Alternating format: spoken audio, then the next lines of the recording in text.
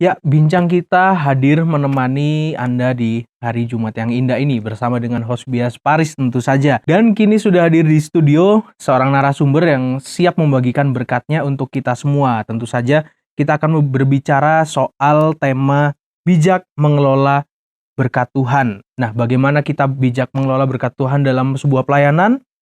Saksikan video kali ini sampai habis.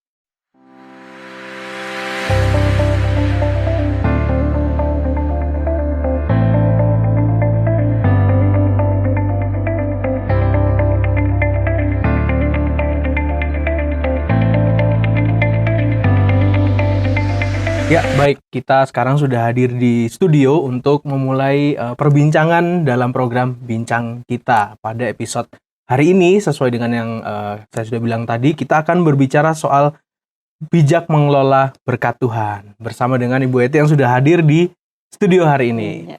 Ya, terima kasih Bu Eti sudah mau menemani lagi perbincangan kita hari ini. Dan ya, kali ini Bu Eti rupanya kita tidak jauh-jauh dari keuangan lagi nih. Ya, tentu saja perbincangan kali ini berbeda dengan sebelumnya. Ya, kalau sebelumnya kan kita bicara soal mengelola secara pribadi ya. Nah, sekarang kita akan berbicara soal mengelola keuangan dalam sebuah pelayanan gitu. Ya. Nah, ini saya ingin bertanya nih Bu Eti. Untuk kepentingan pribadi dan kepentingan pribadi dalam banyak orang itu kan pasti beda-beda nih. Sama juga pelayanan pasti ada perbedaannya nih.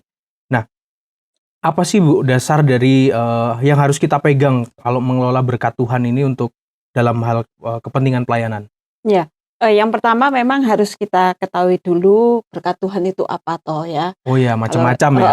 Berkat Tuhan itu bisa berupa uang, Ya, bisa betul. berupa juga kesehatan, Ya.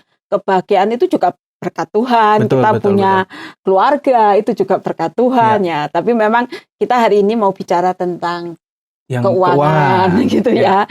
Karena kita bicara tentang keuangan yang berhubungan dengan pelayanan. Betul. Jadi memang yang dasar utamanya sih memang bagi pengelola keuangan yang dalam pelayanan itu memang dasar utamanya harus mengerti benar bahwa berkat Tuhan itu bukan milik pengelola.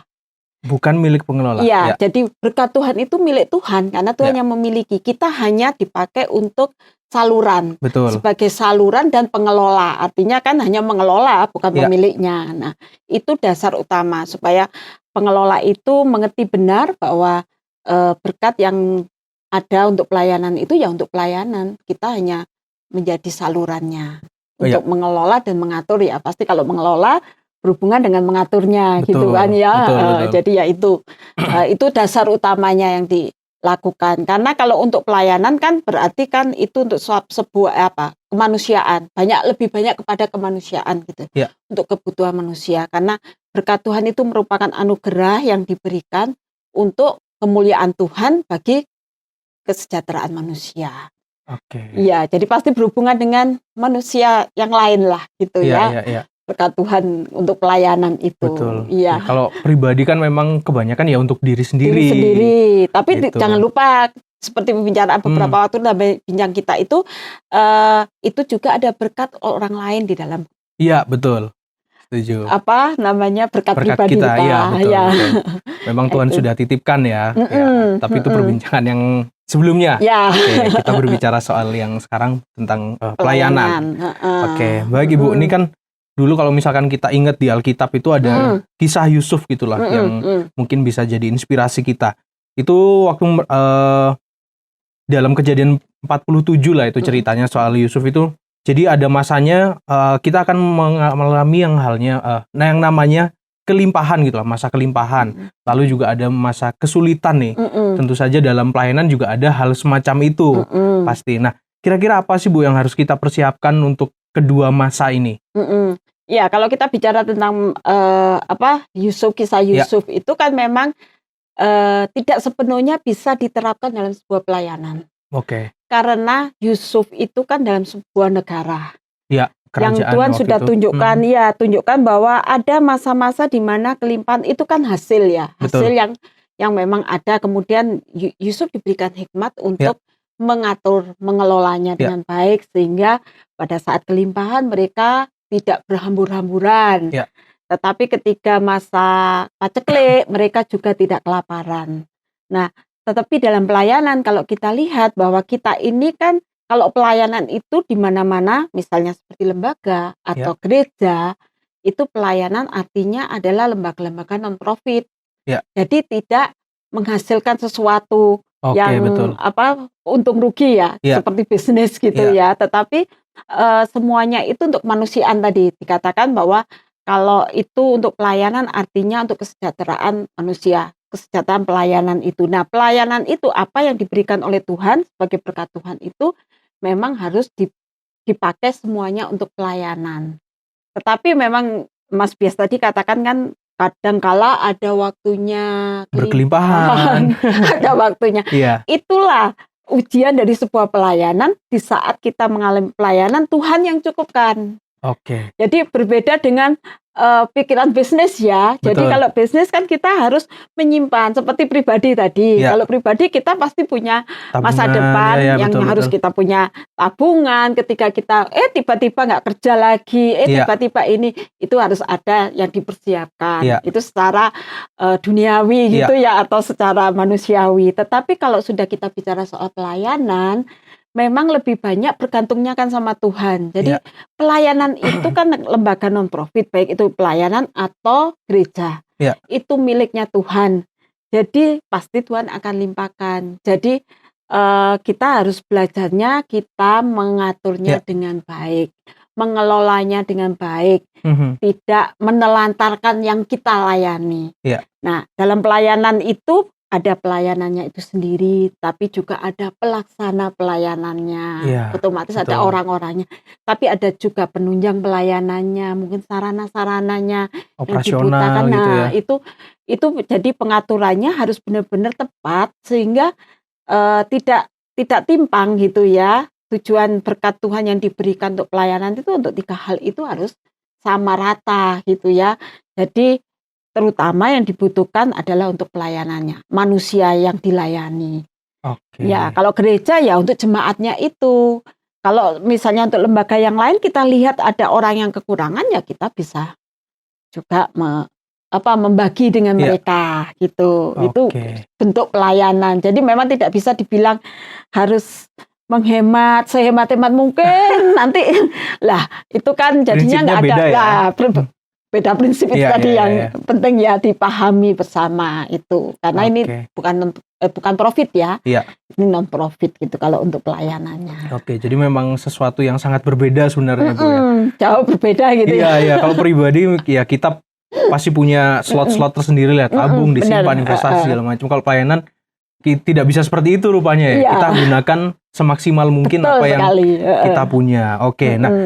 Ngomong-ngomong soal memaksimalkan nih Bu, bagaimana sih kita menjadi bijak dan penuh hikmat nih kalau misalkan kita mengatur keuangan dalam sebuah pelayanan? Ya, yang utama tadi pengertian kita memang harus jelas tentang berkat Tuhan itu tadi.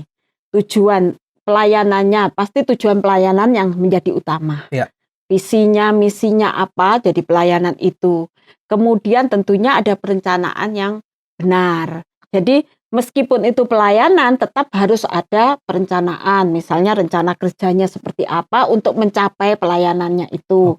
Kemudian budgetnya juga harus diatur supaya semua bisa teratur dan dihitung-hitung tepat gitu ya, supaya jangan ada kekurangannya. Misalnya seperti itu juga harus tetap dilakukan meskipun itu sebuah pelayanan. Jadi memang itu harus kita lakukan untuk menghadapi pelayanan yang ke depan itu tetap dilakukan gitu ya, supaya prinsip-prinsip itu tidak dilupakan. Jadi bagaimana kita memaksimalkan untuk pelayanan ya seperti itu supaya bisa kita menjadi berkat buat orang lain karena ini kan pelayanan ya. Betul, itu harus diatur dengan baik juga, sama seperti yang secara pribadi kita lakukan untuk pribadi kita gitu. Tetapi jangan menghemat, saking menghematnya sampai pelayanannya tidak terlaksana. Betul, itu aja yang harus dipahami gitu ya. Tentu saja kalau misalkan mengatur sebuah keuangan ini ada kesalahan nih Bu. Mhm. Misalkan kita aduh salah hitung atau salah perencanaan, nah itu pasti ada nih. Bahkan pribadi pun ada.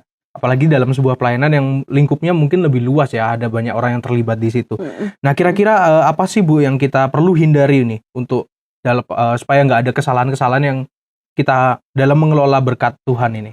Iya, memang, akhirnya harus kembali kepada jangan sampai over budget sih ya. Oh, jangan sampai over Ya, budget. yang Oke. pasti jangan sampai over budget. Jadi perencanaan itu yang harus matang. Jadi yang kita hindari ya over budgetnya itu tadi. Oke. Kemudian dari sisi pengelolanya, saya mau bicara dari sisi pengelolanya, biasanya memang gangguannya terlalu banyak ya. Secara Oke. manusia kan orang bisa terganggu Iya, gitu iya, ya iya, betul. dengan ini kan masalah pengelola. Jadi Iya. ada kepentingan-kepentingan. Kalau sudah ada kepentingan-kepentingan, bukan lagi mementingkan pelayanan, tetapi mementingkan hal yang lain, itu pasti akan menjadi gangguan. Jadi Betul. hal-hal seperti itu harus dihindari. Iya. Nah, yang lebih penting lagi, saya pikir harus ada aturan yang jelas dari pelayanan Oke. itu.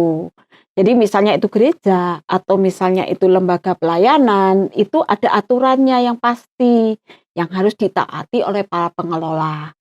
Sehingga Pak pengelola ini mentaati peraturan yang ada sehingga apa yang harus dipakai untuk pelayanan ya untuk pelayanan gitu. Tidak melenceng Iya, gitu. iya, iya, Akhirnya iya. ada yang berbahaya memang ada bukan masalah ada korupsi atau tidak ya Iya. dari pengelola, tetapi masalah pengaturan yang tidak tepat itu juga sudah menjadi masalah. Jadi Oke. itu yang harus dihindari supaya pengelola mengerti benar pelayanan ini visinya apa, tujuannya apa, sehingga apa jalurnya tepat gitu dengan peraturan ditunjang oleh peraturan atau aturan yang ada dari lembaga atau gereja itu sendiri gitu. Jadi Oke. pas gitu loh ya jalannya.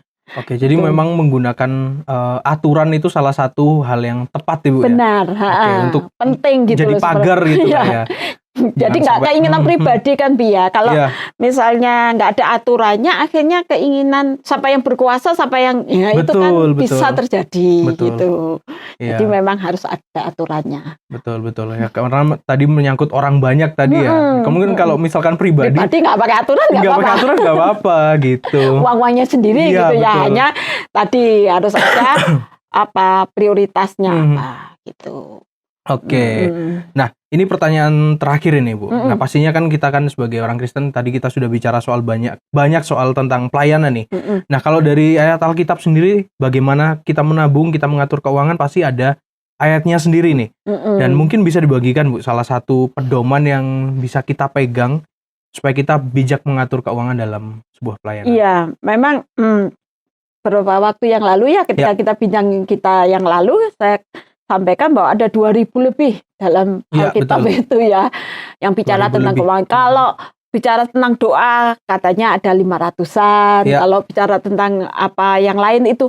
Tapi untuk keuangan rupanya memang banyak sekali yang harus diatur. Iya. Karena setiap manusia itu ternyata di mana hatimu berada, di mana hartamu berada, di situ hatimu berada. Ya, Nah, ayat yang itu bilang gitu. bagian ya, Iya. bagian dari keuangan itu tadi ya. Untuk mengelola, kita lihat juga Tuhan Yesus sendiri pernah katakan ketika kita membangun rumah dalam kitab Lukas kalau nggak Iya. salah itu dikatakan ketika kita membangun rumah bagaimana kalau kita tidak duduk dulu diam untuk merencanakan anggarannya. Nah, Oke. itu menjadi pedoman kita dalam melakukan setiap pelayanan juga sama. Jadi jangan jangan sembarangan lah ya. Iya.